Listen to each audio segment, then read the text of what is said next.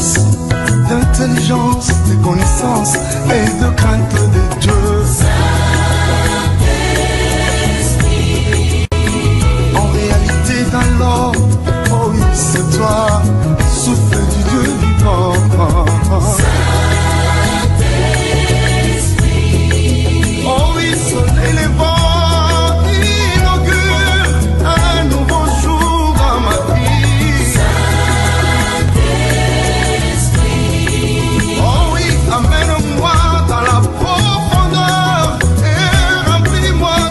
Bien-aimés, bonjour. Je suis le pasteur Pujol Catherine, encore une fois placé ici devant vous par la grâce de Dieu, et toujours dans le cadre de notre émission La Bible ouverte. La Bible ouverte est cette émission qui a pour vocation à vous amener à aimer la parole de Dieu. Bien-aimés, sans Dieu, vous n'êtes rien. Sans Dieu, vous ne pouvez rien et vous n'êtes rien. Donc, ne soyez pas des insensés. Et vous ne pouvez pas expérimenter la gloire de Dieu, la puissance de Dieu si vous ne connaissez pas sa parole. C'est pour cela que je suis là. Normalement, cette émission a pour vocation de vous amener à lire au moins la Bible une fois dans votre vie. C'est-à-dire qu'on parle de la Genèse à l'Apocalypse. Mais, comme on n'est pas pressé, il y a des moments où le Saint-Esprit met à cœur de vous sensibiliser par rapport à un domaine et je laisse d'abord la Bible de côté. Enfin, je ne la laisse pas puisque ce domaine-là aussi dans la Bible, mais je vais dire, je laisse l'ordre chronologique, c'est-à-dire Genèse et tout le reste. Je traite du problème. C'est ce que je fais à l'heure actuelle.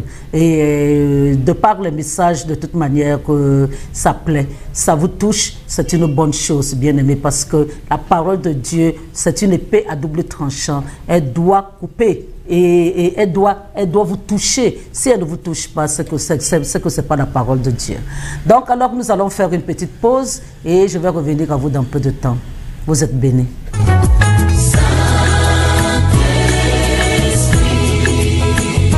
Esprit de sagesse, d'intelligence, de connaissance et de crainte de Dieu.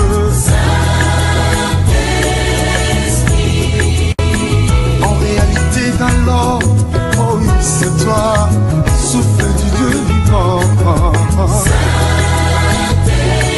Saint-Esprit. Oh oui, soleil levant. Donc voilà, bien-aimés, je suis de nouveau là. Et avant de vous parler de YouTube et de Facebook, bien-aimés, vous pouvez écouter ces enseignements à la télé, mais tout en sachant qu'on ne maîtrise pas les choses de la télé.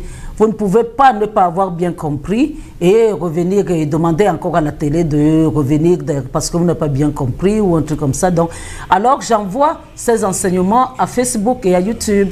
Vous pouvez revenir, envoyer même à d'autres personnes si vous, autour de vous, vous savez qu'il y a des gens qui peuvent être intéressés par ces messages. Alors, pour YouTube, vous faites simplement rev. mis pour révérente, rev.Pujol Catherine. Et pour Facebook, vous faites Catherine Pujol, c'est l'inverse. Hein. Là-bas, pour YouTube, c'est Pujol Catherine. Et maintenant, pour Facebook, c'est Catherine Pujol. Ou alors, vous pouvez faire Asvi TV. Et voilà, vous allez tomber sur ma page. Vous pouvez demander l'amitié. Je vais accepter. Et d'un autre côté, chaque fois j'envoie les vidéos, je partage. Je partage, c'est-à-dire que sans même, si vous êtes mon ami dans Facebook, vous allez recevoir la vidéo. Et n'hésitez pas à l'envoyer aussi à d'autres personnes. Vous savez, le travail de Dieu, on le fait en chaîne. Ça ne concerne pas simplement une seule personne. Donc alors, bien aimés, encore une fois, je vais vous parler des livres que j'ai écrits. Je vous parle du livre Je dénonce, bien aimé, Je dénonce, c'est un livre que j'ai écrit vraiment avec le franc-parler qui me caractérise. Je parle de la sorcellerie ou les œuvres du diable, je parle du satanisme, je parle de l'esprit de l'antéchrist, je parle de l'homosexualité et des standards sexuels, la corruption, ce cancer qui nous tue, les relations de l'homme, la relation de l'homme avec la mort, la résurrection du chrétien. Donc, bien aimé, c'est un livre qui ne coûte que 3000 francs. Vous pouvez l'acheter, ça va vous édifier énormément. Et si vous vous dites que le diable n'existe pas. La première étape de la phase active de la sorcellerie, vous pouvez voir comment ça se passe dans les mangeurs de chair et les buveurs de sang. C'est un fascicule qui coûte 1000 francs, pardon, 1000 francs, là 3000, 1000 francs, et vous avez encore la stratégie première du diable pour vous avoir, c'est le diable ou le gain facile. Voilà, ça c'est 1000 francs et 3000. Donc si vous voulez le lot, c'est 5000 seulement et vous serez content. Et de toute manière, bien aimé, il vaut mieux lire, faut toujours lire parce que vous allez apprendre beaucoup de choses. Et on dit souvent que si vous voulez cacher quelque chose à un être humain ou à un noir en particulier, il faut le mettre dans un livre parce qu'il n'aime pas lire. Alors, achetez et vous serez édifiés.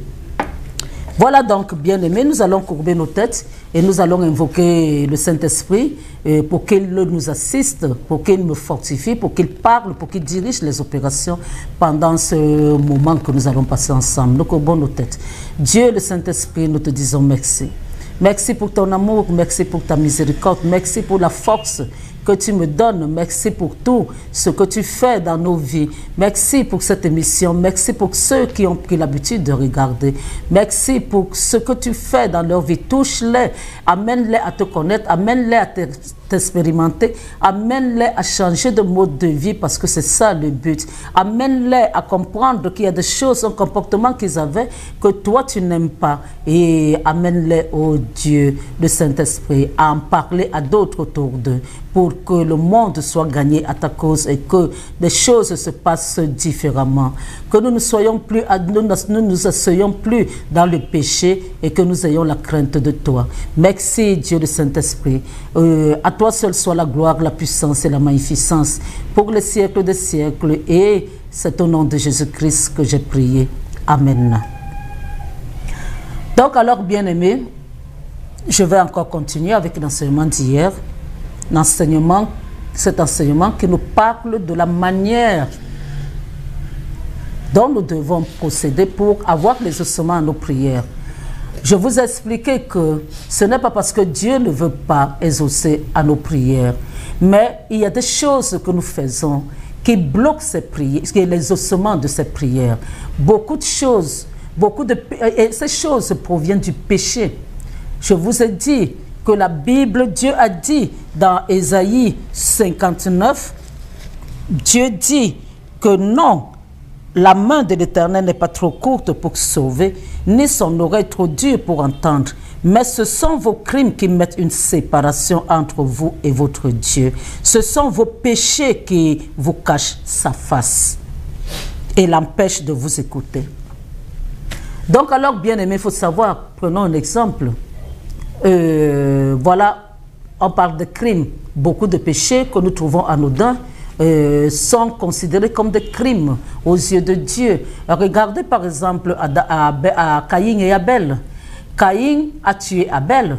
Et maintenant, cet acte-là, même si Dieu pouvait après le pardonner, même si Dieu le laissait vivre, bien aimé, le sang d'Abel a crié plus fort que la parole de Caïn.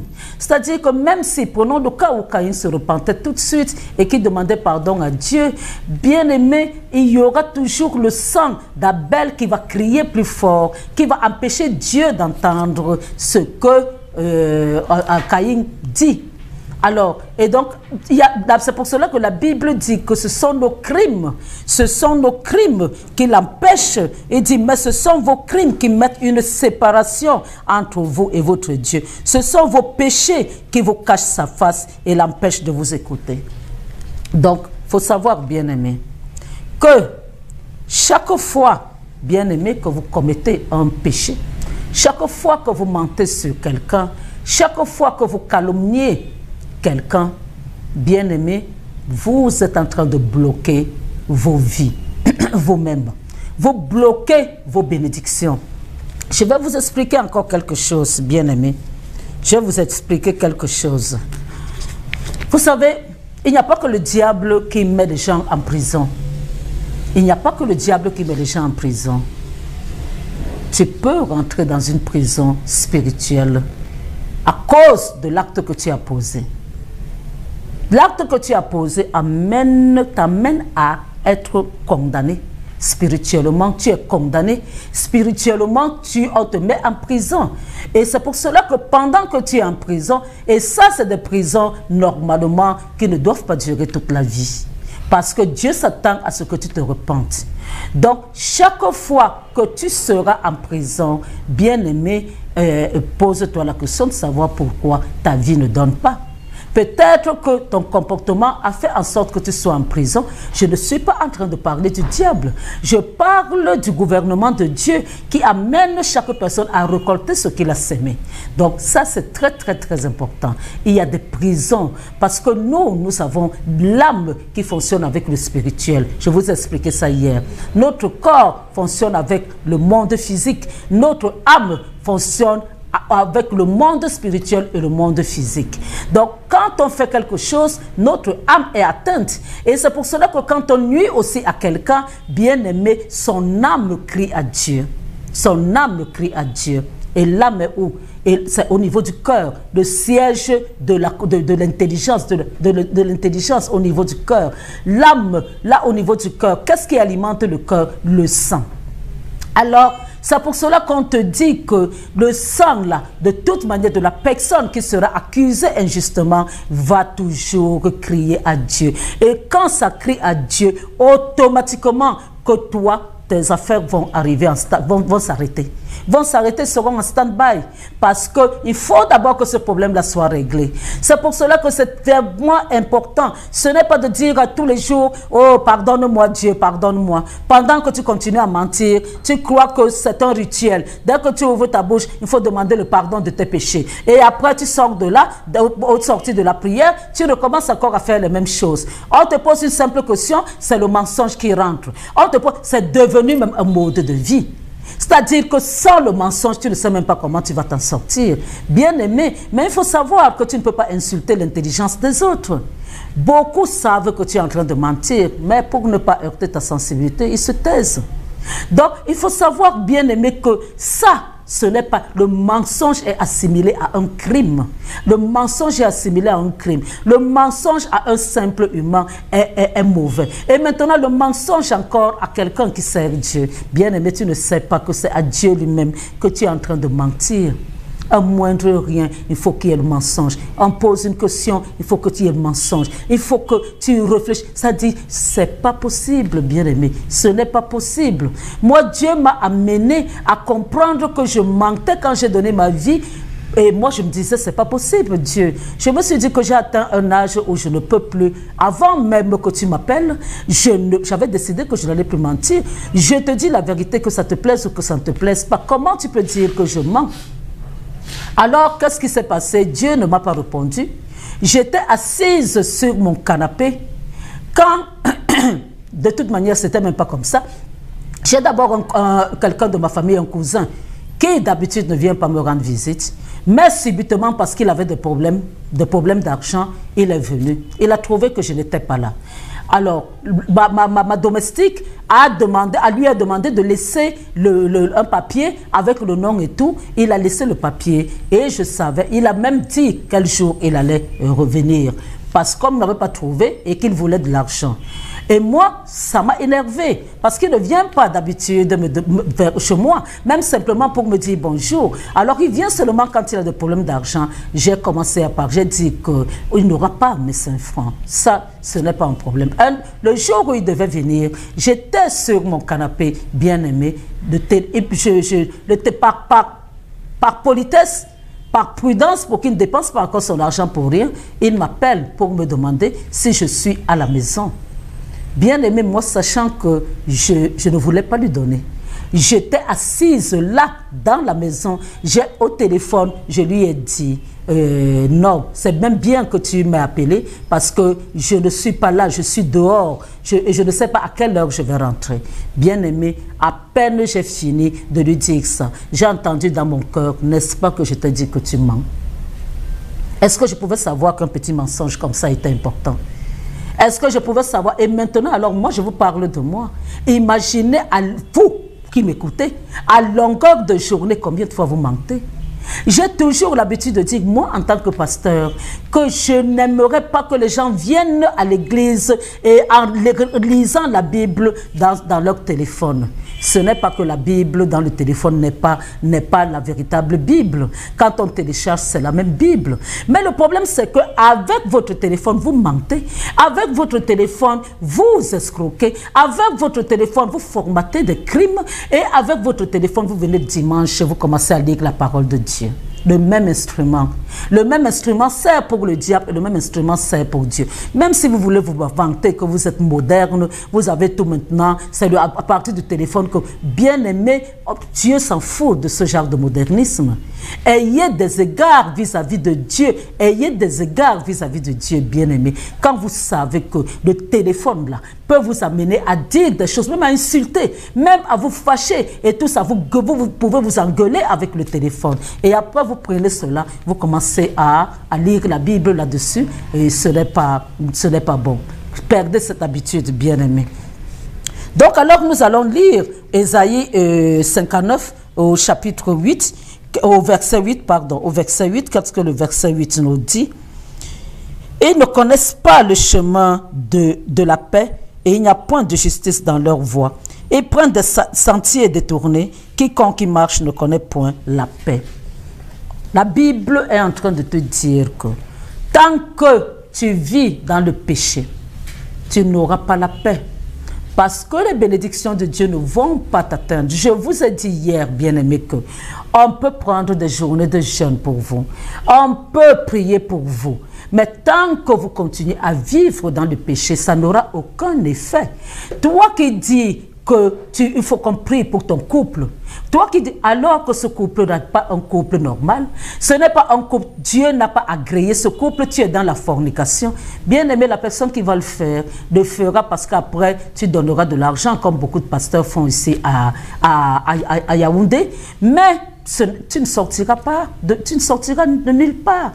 Je vous ai expliqué que la véritable repentance veut dire tourner le dos à cela. Je vous ai encore, et je répète encore, n'abandonnez pas. Vous vous êtes connus dans le monde. Vous étiez dans le monde, vous ne connaissez pas Dieu. Si c'est une personne que vous aimez, mariez-vous. Mais avant le mariage, ne couchez plus ensemble. Et vous allez voir comment votre vie va donner, comment tout va se passer bien. Hein? Et la personne qui va prier pour vous, les ossements de Dieu sera là. Vous allez expérimenter la puissance de Dieu. Mais quand vous vivez dans le péché, bien aimé, vous ne pouvez pas avoir la paix. Parce que la paix vient de Dieu. C'est Dieu, c'est lui seul qui est à même de te donner la paix. Et même ton argent, même si tu es milliardaire, tu n'auras pas la paix. Hein? Il faut croire, il faut comprendre cela. Quand tu fonctionnes avec le diable, même si tu as des biens, bien aimé, tu n'auras pas la paix et la maladie sera ta portion. Les gens dans ta famille vont mourir constamment et tu n'auras pas la paix, bien aimé, tu n'auras pas la paix. Vante-toi, dis même que tu vas te soigner en Europe, bien aimé, il y aura toujours la maladie en toi. Et quel que soit l'endroit où tu es, la maladie là, bien aimé, va toujours te déranger. Même si tu es en Europe, si tu dois souffrir, tu souffriras toujours. Même si tu es aux États-Unis, on ne te dit pas que là-bas, tu seras bien parce que tu seras aux États-Unis. Non, bien aimé, il n'y a que Dieu qui te donne la paix. Et la paix, là, il peut la donner à quelqu'un qui n'est même pas riche, à quelqu'un qui est même pauvre, qui fonctionne avec Dieu. Il va manger son macabo, mais il aura la paix, il dormira tranquille. Et toi, tu auras des millions et des millions, mais tu n'auras pas la paix. Tu auras même des milliards, tu n'auras pas la paix. Alors, sors de la calomnie, bien-aimé. Sors de la calomnie. Hein? Chaque péché, il faut savoir, chaque péché a une conséquence. Chaque acte négatif que tu commets a une conséquence. Mais il faut savoir qu'il y a des conséquences qui sont différentes d'autres. Et oui, il y a ce côté. Et maintenant, il faut alors savoir que tout ce qui sort, bien aimé, de la bouche a une importance très, très, très capitale. Hein? La calomnie, le mensonge, ne pas honorer sa parole, c'est très, très négatif pour ta vie. négatif, bien aimé. Beaucoup de personnes, et ça aussi, ici au niveau du Cameroun, c'est encore, on trouve ça encore régulièrement. Quelqu'un va te promettre quelque chose pour te faire plaisir et après terminer. Et il va te dire, oh, tu es en route, j'arrive, attends-moi là, ne bouge même pas, tout en sachant qu'il est en train de partir et il ne reviendra pas. Et lui, il va rire. Et toi, le temps que tu vas passer là à l'attendre, bien aimé, toi, tu seras là. Peut-être que tu espérais tellement en ce qu'il pouvait te donner. Au lieu de te dire que je n'ai pas, je ne peux pas te donner. Mais il te dit, attends. Et même au téléphone, il va te dire, ne bouge pas tel jour, tu as le temps. Aujourd'hui, je n'ai pas le temps, mais demain, je t'assure, c'est sûr que je vais passer te voir. Bien aimé.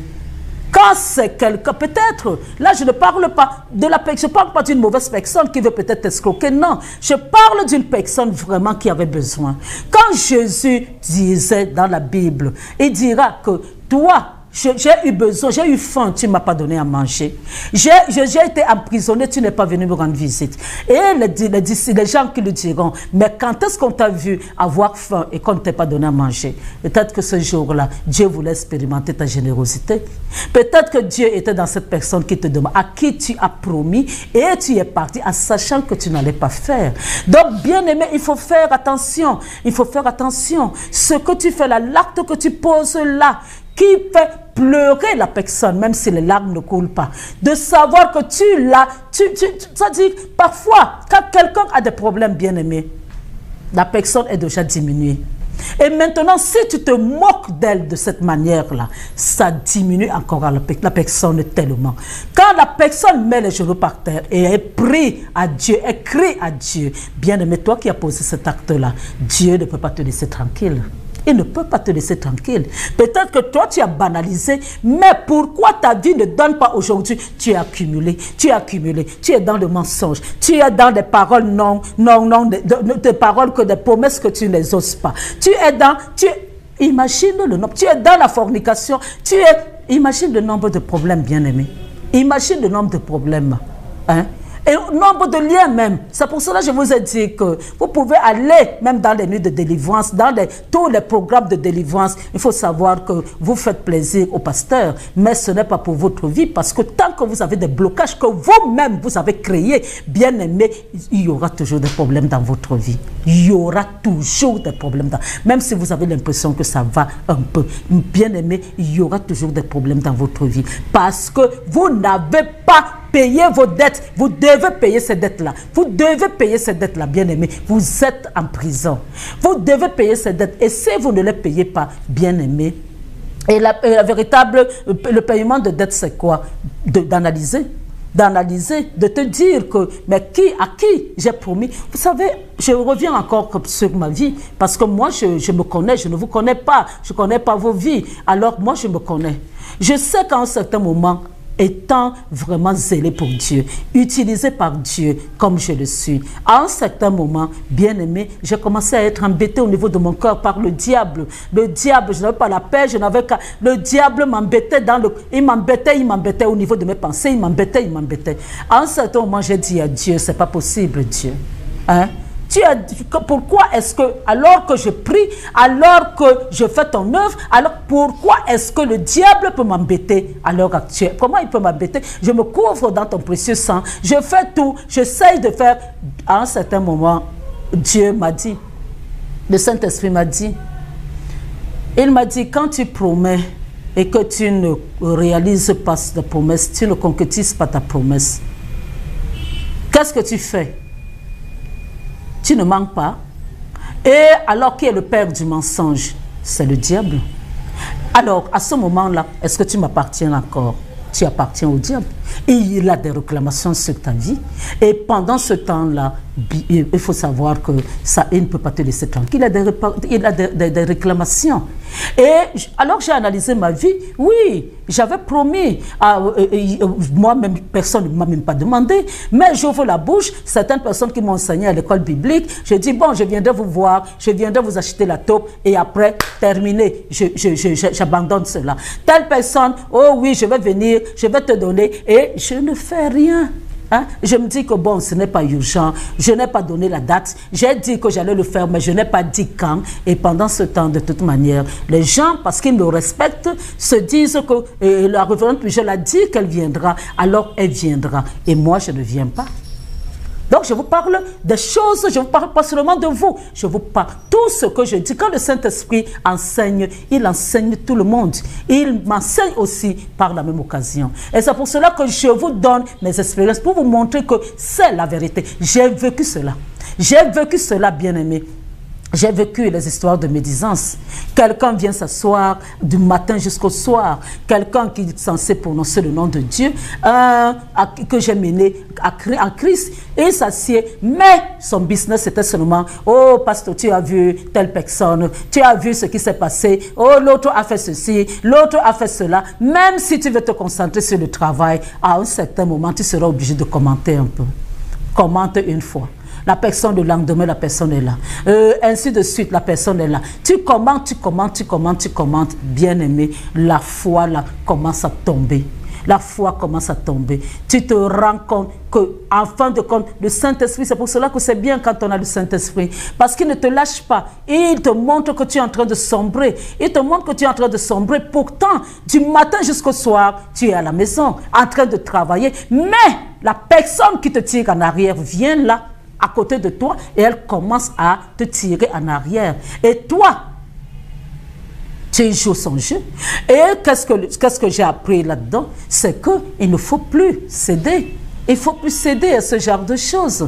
Ce que je peux vous donner comme conseil, par exemple, pour ceux qui connaissent Dieu, c'est que quand une personne vient comme ça avec les histoires du quartier, chef de quartier en second ou en premier, et commencer à parler des autres, il faut lui dire que, voilà, prions. Puis vous êtes venu me rendre visite, prions. Ça, c'est des enseignements que j'ai eus dernièrement. Prions. Et maintenant, dès qu'on finit la prière, oui, ma soeur, comment ça va? Mais j'aimerais, avant que tu commences à me raconter tes histoires, méditons un peu la parole de Dieu, parlons un peu de la parole de Dieu, faisons un peu de témoignages. Et vous allez voir que la personne, au bout d'un certain moment, ce n'est pas ce genre de choses qui l'intéresse. La personne va te dire qu'elle veut aller, elle vient se rappeler qu'elle a quelque chose à faire, il faut qu'elle parte. Elle va partir, la prochaine fois elle reviendra, elle se dira que peut-être ce moment-là sera favorable. Tu agis encore comme ça, la personne ne viendra plus, elle ne viendra plus. Mais toute action que tu poses, quel que soit ton niveau de spiritualité, bien aimé, ça n'impressionne pas Dieu. Tu payes au même titre que les autres. Donc alors, regardez ce que la Bible nous dit dans Proverbe 18, verset 7. Proverbe 18, verset 7. La Bible nous dit que la bouche de l'insensé cause sa ruine et ses lèvres sont un piège pour son âme. Voilà, la bouche cause la ruine. Beaucoup, vous tous, la majeure partie qui m'appelait, qui m'envoyait des messages parce que vous avez des problèmes, analysez alors vos vies. Vos bouches causent votre ruine et c'est vos bouches. Même si je prie pour que tu changes de caractère, bien aimé, ça va me prendre des années de prière. Parce que toi-même, si tu n'es pas conscient du fait que tu as un problème, tu ne pourras pas sortir de là. Mais si tu es conscient, ça va alléger ma peine. Je ne vais pas beaucoup prier parce que toi-même tu commenceras à changer. Le Saint-Esprit va s'immiscer. Mais si moi je prie et toi tu continues à faire ce que tu fais, bien aimé, tu me donnes un travail, c'est même pas la peine que je commence. Tu me donnes un travail inutile. Et moi je sais que c'est inutile, il n'y aura aucun résultat là-dedans. Donc alors, Proverbe 18, 21. Qu'est-ce que Proverbe 18, 21 dit? La mort et la vie sont au pouvoir de la langue. Quiconque l'aime en mangera les fruits. La mort et la vie sont au pouvoir de la langue. Avec ta langue, bien-aimée, tu apportes la vie dans ta vie. Avec ta langue, tu apportes la mort dans ta vie. Si tes activités ne marchent pas, est-ce que tu as analysé ta vie? Est-ce que ce n'est pas à cause du bavardage? Est-ce que ce n'est pas à cause de commérage? Est-ce que ce n'est pas à cause de tout ce que je viens de citer là? Et bien aimé, il faut savoir le pouvoir de la vie. C'est-à-dire, on te dit, la mort et la vie sont au pouvoir de ta langue. Maintenant, change Change le moyen de fonctionner, de mode de fonctionnement. Change ton mode de fonctionnement et tu verras. Vous savez, beaucoup de délivrances ne se font pas simplement à travers d'autres personnes, c'est-à-dire quand tu imposes les mains, tu tombes. Beaucoup de délivrances ne se passent pas comme ça. Moi, je parle souvent de ma vie. J'ai été dans le monde, j'ai fait des choses, mais aucun être humain ne m'a imposé la main pour me délivrer. La délivrance, c'est Dieu lui-même, parce que j'étais zélé et j'avais soif de la parole de Dieu. Et au fur et à mesure, Dieu me délivrait. Et Dieu m'a délivré, même par des songes. Il me demandait de faire quelque chose, de poser le pied sur la tête du serpent. Et je savais en me réveillant que Dieu m'avait délivré. Avant que je ne lise même la Bible, de savoir que Dieu me donnera le pouvoir, il m'a donné le pouvoir de marcher sur les serpents, sur les scorpions, sur toute la puissance de l'ennemi. Il m'avait déjà donné cela en songe. Donc alors, bien-aimés, voilà, nous allons encore lire Proverbe 12. Proverbe 12, verset 13. Qu'est-ce que Proverbe 12, verset 13 nous dit? Proverbe 12, verset 13. Il y a dans le péché des lèvres un piège pernicieux, mais le juste se tire de la détresse. Il y a dans le péché des lèvres un piège pernicieux, le péché des lèvres. Le péché des lèvres, bien-aimé, c'est comparé à un crime. Le péché des lèvres. Donc, alors, comprenez très bien que ta langue peut te tuer, ta langue peut apporter la vie. Et maintenant, tu peux commencer à prier Dieu en disant à Dieu, en priant le Saint-Esprit, de t'aider au niveau de ta langue et que ta langue célèbre l'Éternel. Que Dieu ait compassion, qu'il amène ta bouche, que tu soumets ta bouche à Dieu, soumets ta bouche à Dieu quand tu pries.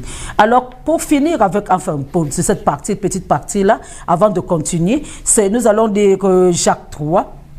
Le livre de Jacques 3, versets 1 à 2. « Mes frères, qu'il n'y ait pas parmi vous un grand nombre de personnes qui se mettent à enseigner, car vous savez que nous serons jugés plus sévèrement. » Donc alors, il faut savoir que tout ce qui sort de notre bouche, si je me place ici et que je vous donne de mauvais enseignements, je suis en train de vous égarer et ce n'est pas bon. Je sais aussi assimiler au péché de la bouche. Je vous enseigne des choses qui ne sont pas bonnes et alors, donc je serai jugé sévèrement.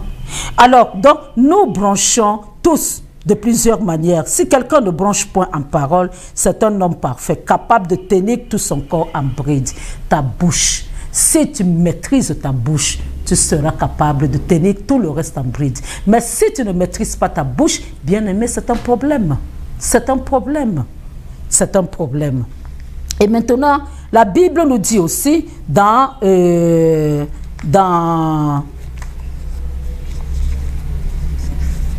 psaume 1. Qu'est-ce que le psaume 1 va nous dire? Le psaume 1, on dit, « Heureux l'homme qui ne marche pas selon les conseils des méchants, qui ne s'arrête pas sur la voie des pécheurs, et qui ne s'assied pas en compagnie des moqueurs, mais qui trouve son plaisir dans la loi de l'Éternel et qui la médite jour et nuit. » Voilà. Et maintenant, c'est pour résumer. Je vous ai parlé de moi, de la personne qui venait s'asseoir pour commencer à parler des autres. Et donc, Dieu ne veut pas que tu t'asseyes à côté de gens comme ça. Dieu ne veut pas que tu sois là à être dans le milieu des gens qui malparlent des autres, même de ton gouvernement. Hein? Même de ton gouvernement bien-aimé. On va dire, espère en ceci, espère en cela, tu es expert pour l'Afrique, tu es expert le gouvernement, tel gouvernement, s'ils avaient fait ceci bien, s'ils s'étaient comportés. Bien-aimé, toi qui critique, tu n'as jamais été président, tu n'as jamais géré un pays. Toi, si on te plaçait là, est-ce que tu serais capable de faire tout ce qu'ils font? Hein? Peut-être que toutes les erreurs là, toi tu ferais encore plus. Donc tu peux être, qui t'a nommé juge des autres, qui t'a nommé juge. Donc alors bien aimé, il faut faire attention. Il faut faire attention. Il faut faire attention. Qu'est-ce que la Bible nous dit dans Psaume 1 au verset 3? Celui-là qui médite la parole, qui ne s'assied pas en compagnie des pécheurs ni des moqueurs, On dit qu'il est comme un arbre planté près d'un courant d'eau, qui donne son fruit à sa saison et dont le feuillage ne se flétrit point. Tout ce qu'il fait, lui, réussit. Donc alors, bien-aimé, c'est là où tu portes de bons fruits. C'est là où tu peux être agréable à Dieu. C'est là où chaque chose que tu demanderas à Dieu, tu l'auras. Tu l'auras. Au lieu d'être jaloux, de commencer à te dire que, pourquoi l'autre réussit et pourquoi toi tu ne réussis pas. Analyse ta vie, bien-aimé. Analyse ta vie. Hein? Cesse les calomnies.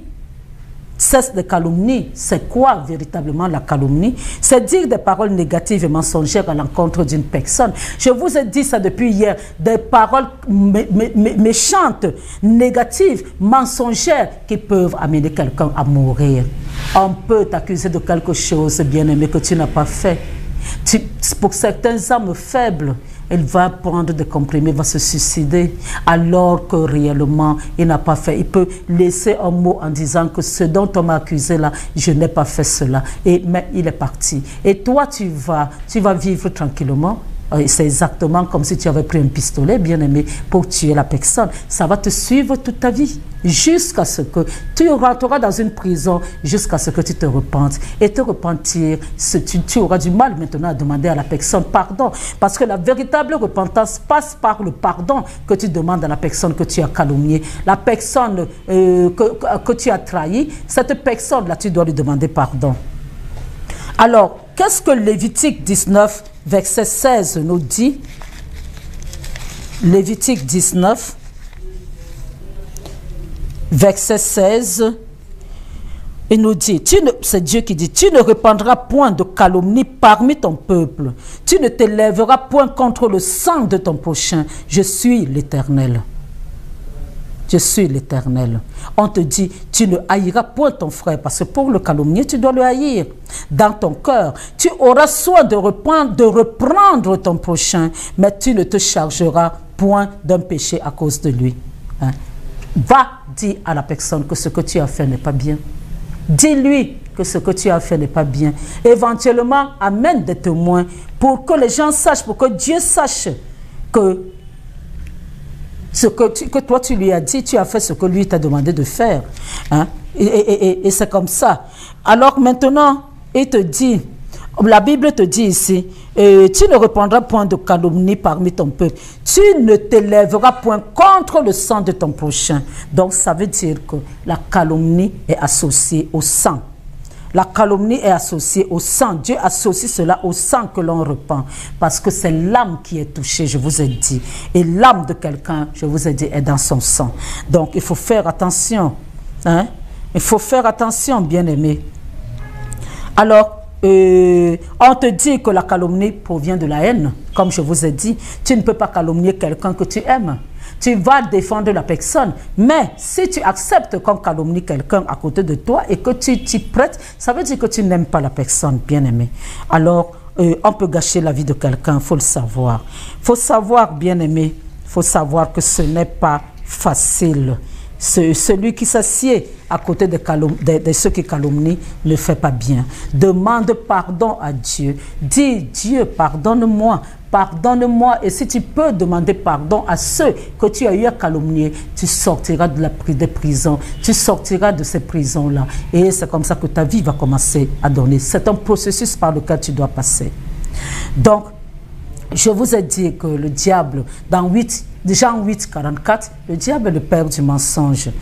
Tout ce que vous bâtissez avec le mensonge ne peut pas donner. Je vous ai dit ça hier, bien-aimé, parce que le père du mensonge, c'est le diable. C'est lui qui est le père de ton entreprise que tu as bâti avec l'argent de l'escroquerie. Bien-aimé, même si tu vas donner la dîme avec cet argent-là, il faut savoir que ça ne va rien donner.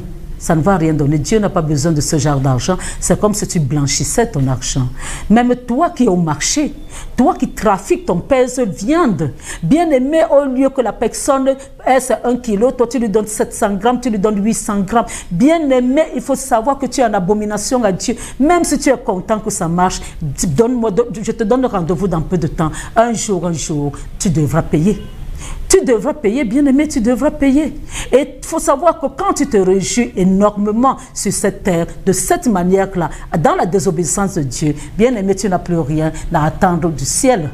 Parce que ta part est là. Quand tu comptes cet argent gagné sur le dos d'autres personnes, parce que tu les as escroqués, bien-aimé, ta réjouissance s'arrête là. Et toute fois qu'on vole Dieu, toute fois qu'on vole Dieu, que ce soit au niveau de la dîme, au niveau de tous ces êtres humains qu'il a créés, que toi tu es en train de voler, il faut savoir que cet argent-là va sortir d'une manière ou d'une autre, bien-aimé. Ça va sortir d'une manière ou d'une autre. Ça va sortir où on va te voler, où tu seras malade, où il y aura... Mais ça va sortir. Et quand ça va sortir, bien-aimé, si tu avais la délicatesse de compter ce que tu as déjà volé aux gens, alors compte combien tu vas dépenser, parce que tu vas dépenser plus. Dieu est le Dieu de la multiplication. Tu voles Dieu au niveau des dîmes, tu vas sortir cet argent-là d'une autre manière. Et avec multiplication. Et maintenant, tu voles les gens que Dieu a créés. Toi, tu crois que tu te réjouis, même si aujourd'hui ça va, ce mois-ci ça va, un an ça va, tu fonctionnes comme ça. Sache que le jour où Dieu va te faire payer, calcule, tu verras que ce sera le double, le triple que tu vas dépenser. Et tout en sachant que tout péché amène les gens à la mort. Tout péché amène les gens à la mort.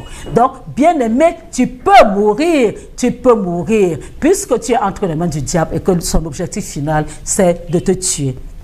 Donc, ne bâtis pas quelque chose dans le vol, dans l'escroquerie. Ne vole pas. Même si tu travailles quelque part, ne vole pas. Bien-aimé, ne vole pas. Ne vole pas à ton patron. Demande à Dieu de travailler ton patron va te donner. Quelle que soit la situation, même si tu manques, regarde à Dieu, c'est lui qui t'a créé. Regarde à Dieu, il saura quoi faire. Ne vole pas, ne manque pas. On ne va jamais te tuer parce que tu as dit la vérité. Demande pardon, même si accidentellement tu as tué quelqu'un, demande pardon.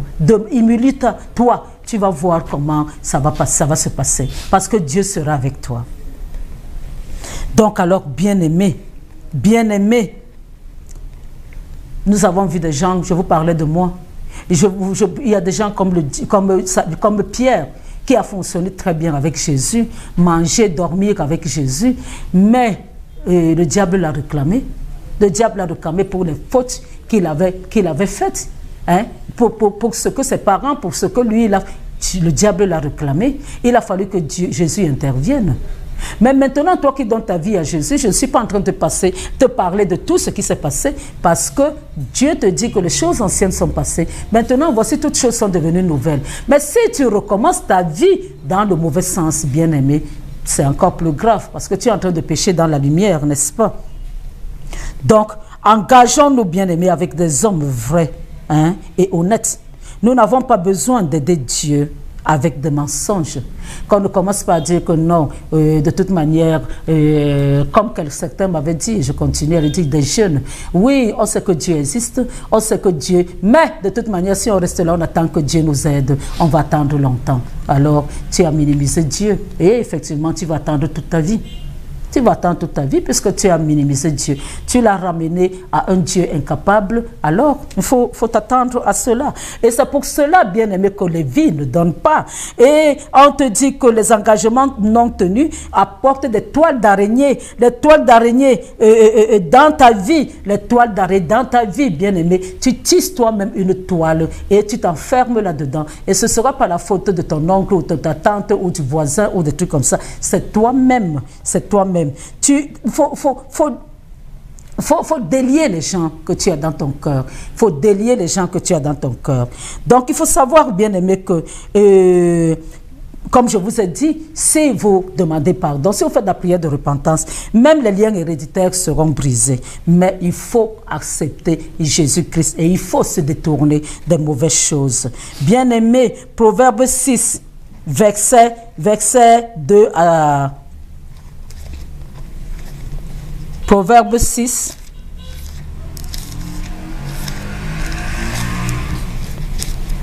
verset 2 à 5. Qu'est-ce que la Bible dit? Si tu es enlacé par les paroles de ta bouche, si tu es pris par les paroles de ta bouche, fais donc ceci, mon fils, dégage-toi, Puisque tu es tombé au pouvoir de ton prochain, va, prosterne-toi et fais des instances auprès de lui. Demande pardon à ton prochain. Ne donne ni sommeil à tes yeux, ni assoupissement à tes paupières. Dégage-toi comme la gazelle de la main du chasseur, comme l'oiseau de la main de l'oiseleur. Voilà ce que Dieu... Tu ne peux pas être dégagé de ce péché si tu n'as pas demandé pardon. Si la personne existe encore, si elle vit encore, demande pardon. Même si elle ne vit pas, demande pardon. Demande pardon à Dieu, demande pardon. Contacte Dieu, invoque Dieu par rapport à la personne qui est morte, à qui tu as demandé, que tu avais offensé. Il faut que les paroles, il faut savoir que des paroles de ta bouche peuvent te bloquer. Elles peuvent bloquer, bien aimé, tu es là. Dieu t'a donné toutes les bénédictions. Tes parents même t'ont béni. Tes leaders même t'ont béni. Mais tu passes ton temps à mentir, bien aimé, et toi tu seras tranquille en te disant que non, on m'a béni. Mais quand est-ce que tu prendras possession de ces bénédictions? Pendant que tu es dans le mensonge, ça ne peut pas être possible. Ça ne peut pas être possible, bien aimé. Donc, tes projets seront bloqués à cause de toi-même. Hein? L'engagement, bien aimé, dans le mariage, et beaucoup ne respectent pas leur engagement. Dès qu'ils se sont mariés, ils vont commencer à dire, oh, de toute manière, je ne l'aime même plus. Hein. Qu'est-ce qui se passe même? Mais bien aimé, il faut savoir que cet amour même que tu peux avoir pour ton mari ou pour ton conjoint, bien aimé, c'est Dieu qui te le donne. Il ne faut pas croire que toi, tu as la capacité d'aimer quelqu'un d'une manière constante tout le temps. Quand la personne te fait quelque chose de mauvais, tu ne l'aimes pas à ce moment-là.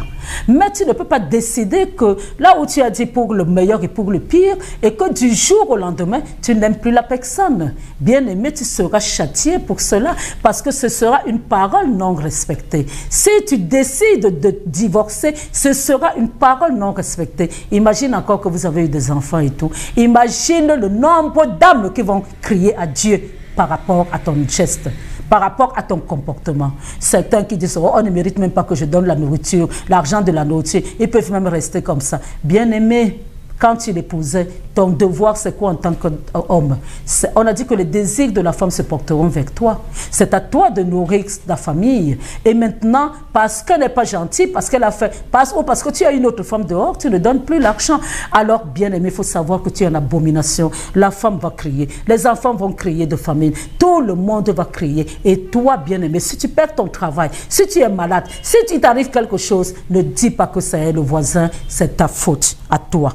Parce que tu as une dette, tu n'auras plus jamais la paix tant que ces gens-là vont crier à Dieu. Donc alors, bien-aimé, au milieu de l'abondance, il faut que tu, c'est-à-dire, la Bible te dit qu'au milieu de l'abondance, certaines personnes ressemblent à la mort. Tu ressembles à la mort. Là où tu devais te réjouir, toi tu ressembles à la mort. Alors que tu étais dans l'abondance. Mais pourquoi? Parce que tu ne peux pas avoir la paix à cause de ton comportement. Dégage-toi de mensonges, bien-aimé. Dégage-toi. Va vers les personnes à qui tu as fait des promesses. Arrange le problème, bien-aimé. Arrange le problème. Dis, je te rends ton argent. Hein? Et pour ceux même qui se disent que, pour ceux qui rentrent aussi là-dedans, parce qu'ils vont parler, prête-moi, je vais te rendre. Prête-moi, je vais te rendre. Dès que tu donnes, c'est terminé. La personne ne prend plus le chemin. La personne au téléphone ne prend même plus. Mais quand elle décroche, c'est pour te mentir. Bien aimé, tu t'enfonces. Tu t'enfonces, tu t'enfonces, tu t'enfonces. Tu t'enfonces et la poche, non seulement vis-à-vis de la personne, mais vis-à-vis de Dieu, tu t'enfonces, bien aimé. Hein? Tu es attaché. Attaché. Attaché. Bien-aimé, tu es attaché. Et ça vient de toi. Ça ne vient pas de quelqu'un d'autre. Tu es attaché. Change ton mode de vie. Sors de là, bien-aimé. Sors de là. C'est ce que Dieu avait à te dire aujourd'hui. Mais l'enseignement n'est pas encore fini. L'enseignement n'est pas encore fini, je vais continuer. Je vais continuer jusqu'à ce que cet enseignement-ci, parce que ce n'est pas la peine de vous parler de la Bible, alors que vous ne comprenez pas très bien la marche avec Dieu. Donc cet enseignement va continuer. Donc bien aimé, j'espère que vous avez apprécié, tout comme moi j'ai apprécié me placer ici et vous parler de la Bible. De toute manière, moi, je vous ai dit aussi que ça me touche aussi. Donc je ne suis pas là pour vous flatter, je suis là pour faire seulement le travail de Dieu. Alors bien aimé, maintenant, courbe ta tête. Et avant même de courber ta tête, je te demande de donner ta vie à Jésus. Je vous ai dit hier que c'est la première étape. Avant d'invoquer Dieu pour qu'il vienne à ton secours, si tu n'as pas accepté Jésus-Christ comme ton Seigneur et Sauveur, tu ne peux pas. Parce qu'il est le seul chemin, la seule vérité, la seule vie. C'est lui, par lui seul, et le seul nom que Dieu nous a donné pour que nous puissions être sauvés. Donc si tu n'es pas sauvé, tu ne peux pas être justifié. C'est quand tu es justifié que Dieu ne regarde plus à tes péchés. Et maintenant que le Saint-Esprit va se placer là pour t'aider pour la marche qui est difficile, bien aimé, la marche avec Dieu, qui est difficile parce que le diable rôde et parce que c'est un changement complètement de mentalité. Tu vivais d'une certaine manière et maintenant on te demande de changer, de formater tout ta tête pour commencer à vivre d'une autre manière. Bien aimé, c'est là où c'est difficile. Mais c'est pour cela qu'il te faut le Saint-Esprit pour qu'il t'aide. Parce que si tu avais commencé avec la marche comme Dieu le veut, ce serait aussi difficile de fonctionner comme le diable le veut. Donc, mais depuis ta naissance, tu as fonctionné comme le diable le veut. Donc, alors, agenouille-toi, demande pardon à Dieu, demande-lui sincèrement et honnêtement pardon. Maintenant, si tu l'as fait, bien aimé, si tu l'as fait, alors accepte l'acte que Jésus a posé sur la croix. Enfin, lui qui n'avait rien fait, comme il t'a posé cet acte sur la croix pour toi, accepte-le comme Seigneur et Sauveur. La nature a horreur du vide. Si Jésus n'est pas ton Seigneur, le diable le sera. Et il faut savoir que chaque personne s'occupe des siens. Tu ne peux pas avoir le diable comme Seigneur et demander à Jésus de t'aider. Là aussi, tu auras des problèmes. Jésus ne va pas exaucer à ta prière. Donc, et maintenant, demande à Jésus de te positionner là où tu dois être. Demande-lui de t'ouvrir les yeux par rapport à la mission, à la vision qu'il t'a assignée sur cette terre. Demande-lui de te donner son Esprit Saint parce que c'est lui qui donne l'Esprit Saint, qui baptise de l'Esprit Saint.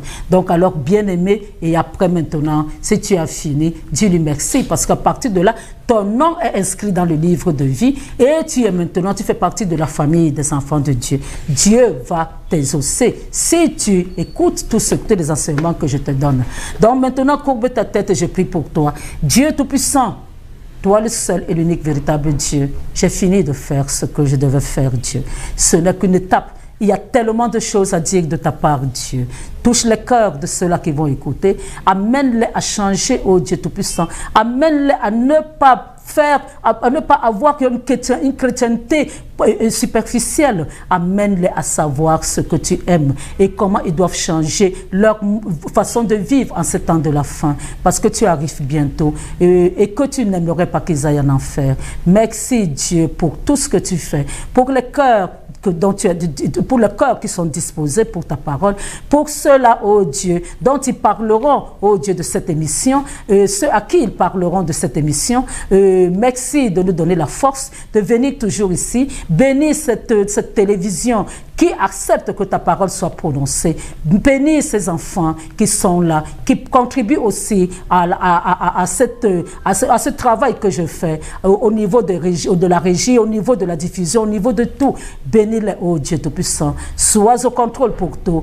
Protège nos familles. Tu as dit, crois au Seigneur Jésus, toi et ta famille, vous serez sauvés. Nous croyons en toi, Jésus. Sauve nos familles. Merci pour ton amour, pour ta miséricorde. Sois au contrôle pour tout. Merci pour tous tes bienfaits. C'est au nom de Jésus-Christ que j'ai prié.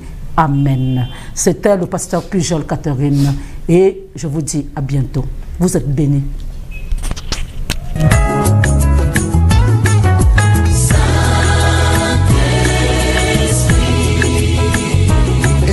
Sagesse, d'intelligence, de connaissance et de